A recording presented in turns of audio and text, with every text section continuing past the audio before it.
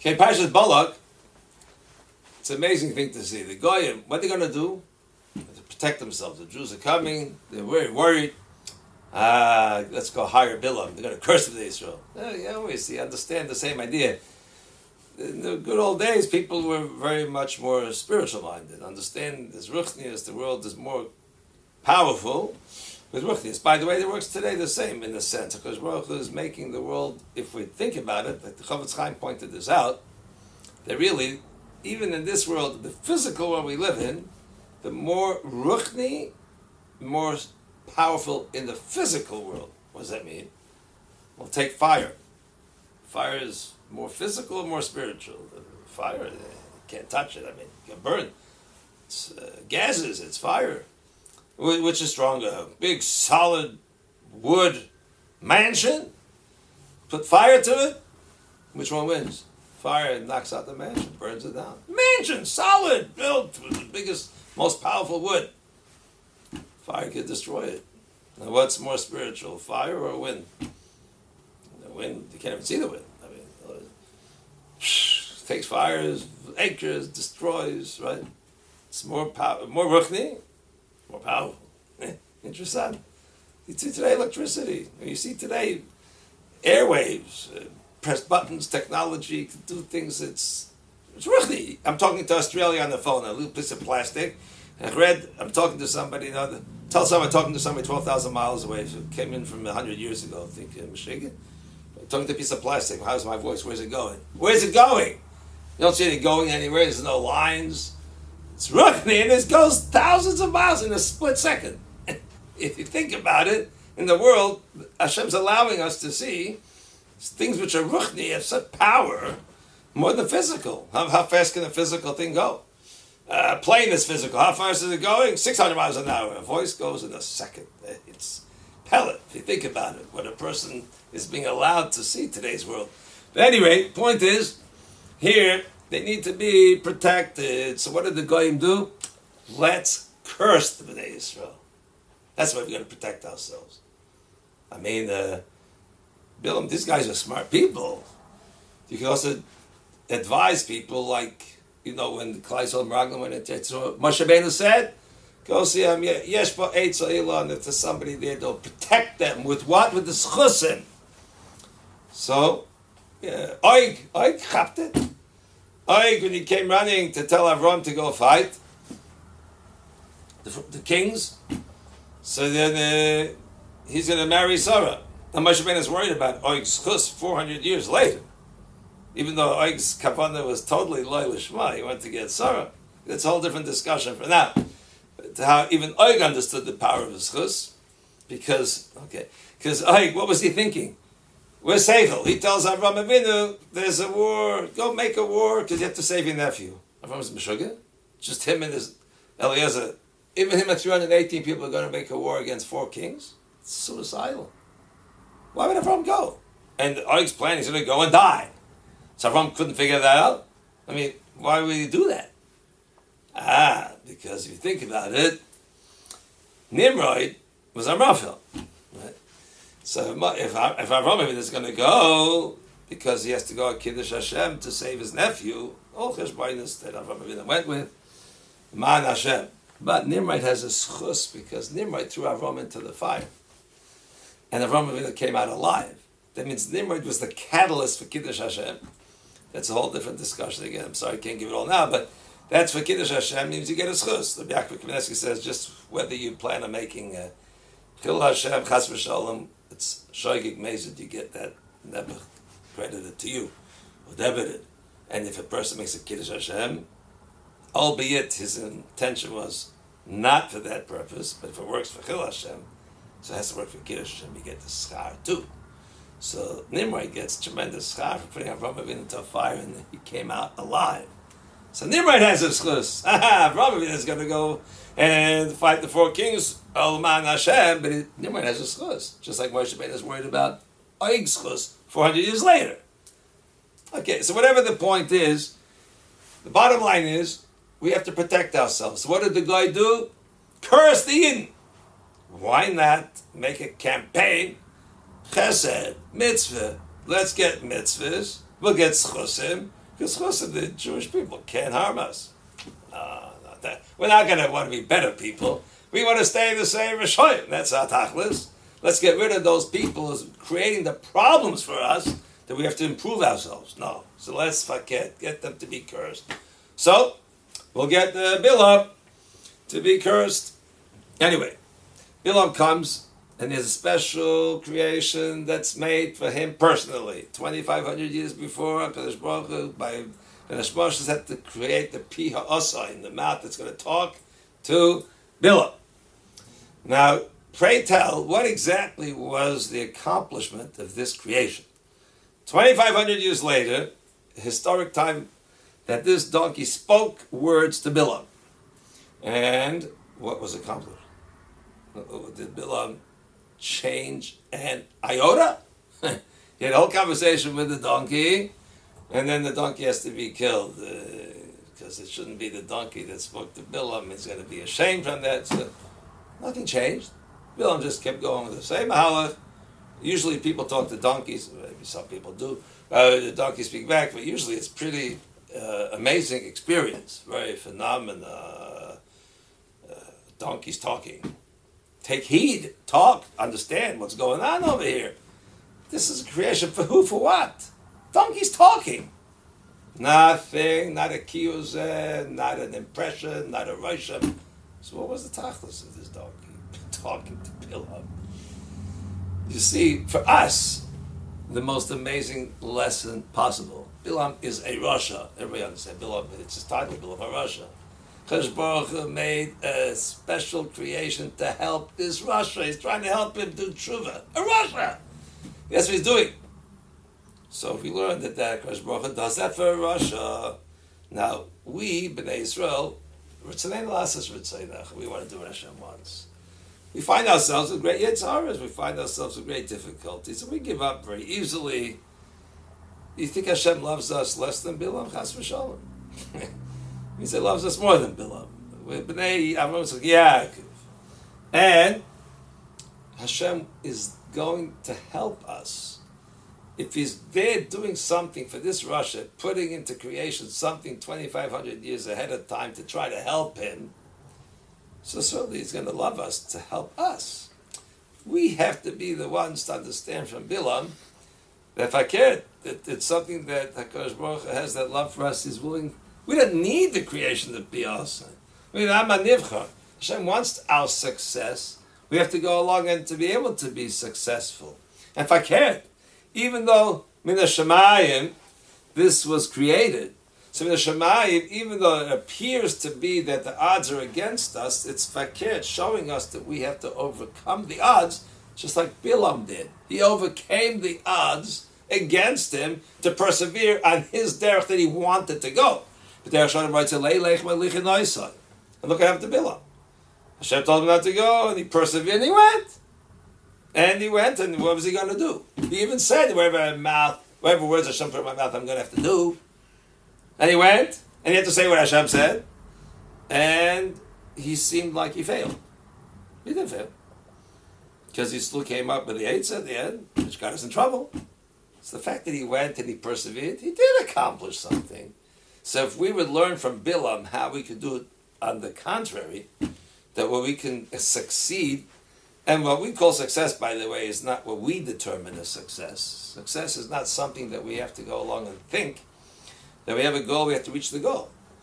We have to know what the goal is. The goal is to reach the goal. The goal is to serve HaKadosh Baruch Hu doing what He wants us to do. So the situation where we find ourselves, and we really like the situation to be different, no, we put into the situation that we're in, and overcoming that situation to serve Hashem is our success. The fact that we're willing to take the challenge, and even though we don't seem like we're going to accomplish. Bilam didn't seem like he's going to accomplish at the end of the day. His success came in a different way than what he thought it was. Our success can be also the same thing, not that what we perceive as what we think is our success.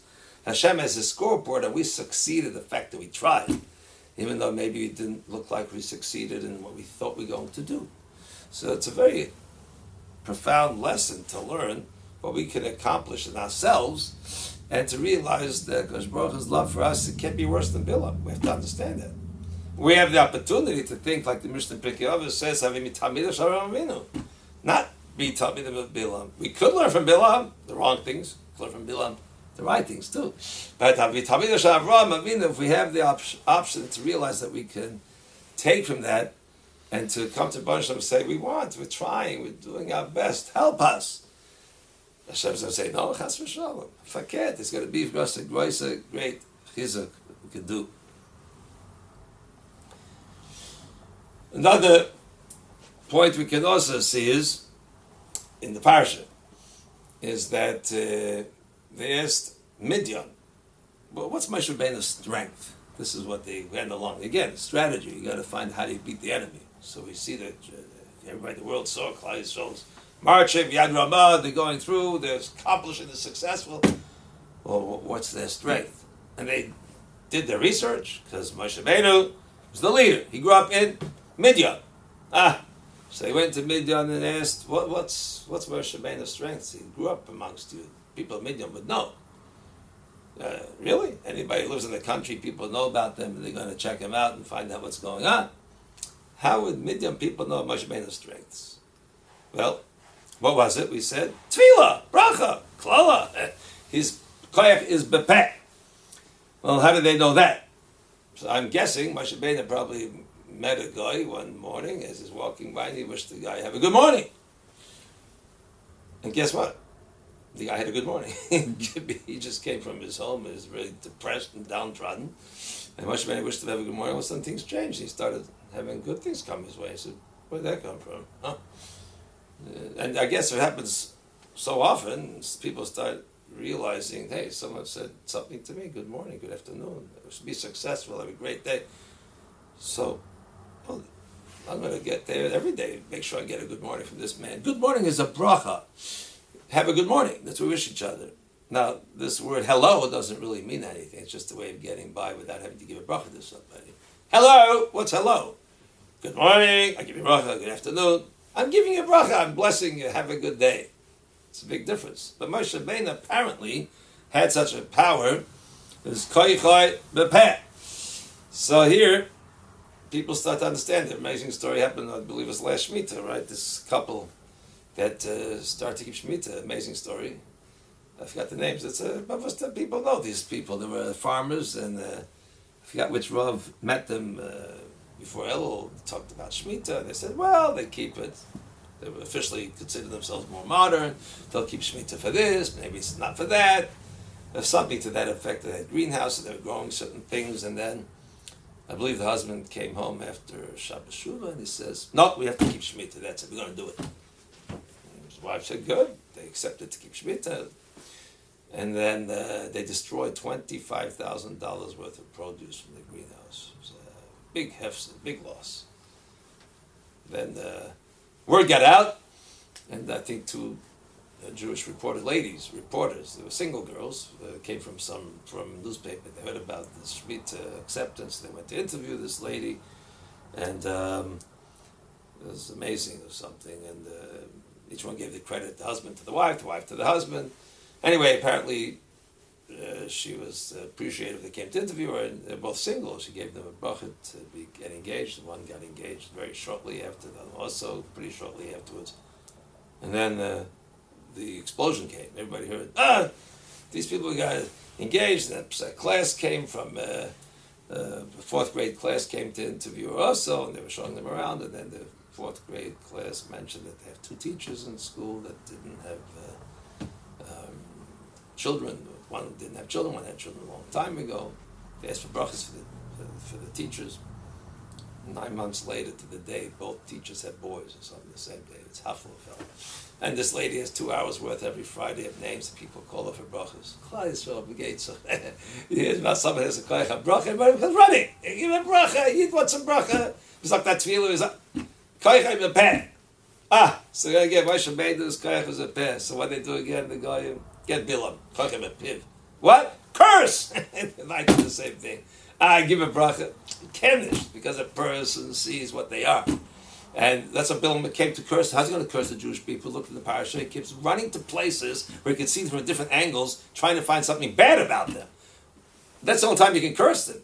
You hook onto the bad, and you That's what the riboy is. So if you give a bracha, if I can't, the riboy bracha comes. If it's something bad, got the guy, now you can make it. That's why Nebuch, Ayin Hara is so powerful. You chap something about somebody, and you can chap him in that nakuda, and it brings out Rahman al-Islam, the bad, and then it's brought out. Ayin Toiva is fakir, Ayin Toiva Yivarach. So really, if we have the opportunity to look for koyach of Toiv, and to see good in other people, good in ourselves, a peh also would be much more powerful, bringing about bracha, tefillah, what we can accomplish. Rahman al-Islam, if we have the other side, the tzarai and the psarai. That's why it says, the Gemara says, how many people Rahman al-Islam die from Ayin Hara. But HaKadosh Baruch Hu pays up 500 times more for toiv than bad. This is the story of Shlomo Zalman. It's a Talmud of his, I believe, or somebody came over to him, he needs to get a new apartment. He's living in a place, the shchenim are not good for his family, the neighborhood wants to get a, and he had success, Baruch Hashem, he found a new apartment, and he told Shlomo Zalman. Shlomo Zalman says, when's the moving date? Please let me know. I came back and told him I'm moving the next day. Shlomo Zalman said, I'm coming 4 o'clock. Come into the house, bracha. Oh, it's such a covet. Shlomo Zalman's coming to his new apartment. So with the whole moving, they tried to make a table, something, a covet, a wife, and Shlomo Zalman should come in. And they were so excited he came into the apartment and said, I'm going to make a bracha. Shlomo Zalman said, I want to look around the apartment. Please, where's the kitchen? Shows him the kitchen. Nice kitchen. You got a big 2 sinks, flesh and milk, very nice. You have room for table, a fridge. It's good eating area. Dining room? Oh, fine. Wow. Good. You can have breakfast, the living room, and the balcony. Let me see the balcony. The balcony, spend 10, 15 minutes looking at each room in the apartment. He's so happy for the man. And he says, Shiva, but Shiva is a very busy man. Besides all the chasadim, chesed, Torah, asmad, take off time from a busy schedule to come to a person and give him a bracha at 4 o'clock, that's amazing. But to spend so much time what we would call petty in the kitchen, the dining room, Shlomo Zalman says. One of the Islam people, we have Ayin Hara, how much bad stuff comes out from Ayin Hara. So that's for something, the evil eye, bad eye. But if imagine a person has Ayin Toiva, HaKadosh Baruch Hu pays 500 times more for Ayin, for good than bad. So I could look around this apartment and see so much good in this apartment. Imagine they shall give you such bracha here. That's such havas Yisrael. Such an eye for the toiv that person can accomplish, can bring out. And that's the Matoiv Lecha Yaakov. Bilam had to himself had to say, when he kept saying the good things, he had to come and say, he sees good, what's coming to he had to come along and bring out that toiv that's amongst us. So we could have Bilam's idea is forced to see the toiv, and we can look in that oifen of toiv that we can accomplish. Again, we ourselves grow from that, we become better people. And if I care, we see things in others that improve the relationship and the appreciation of one another. It is a toiv. Takwa Yivarach should be a bench for Klal Yisrael.